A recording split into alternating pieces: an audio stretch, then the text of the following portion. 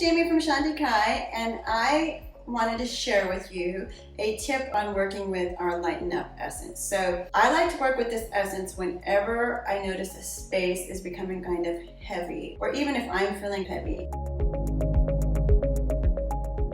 So you can spray it throughout the room.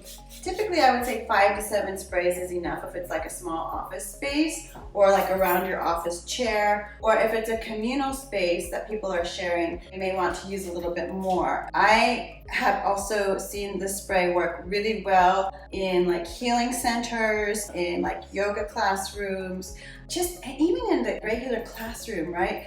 Because people are always generating and working through and processing emotion. And so although we have a number of other clearing sprays, this one is specifically targeting the emotional level of clearing from your like emotional subtle body, but also this is an abstract way of saying it, but stuck in the atmosphere in a different way than other types of energy, right? So if you're doing a space clearing, sometimes it can be really helpful to have different formulas, and this is one that I like to use for that. So that is our Shanti Lighten Up. Thank you very much.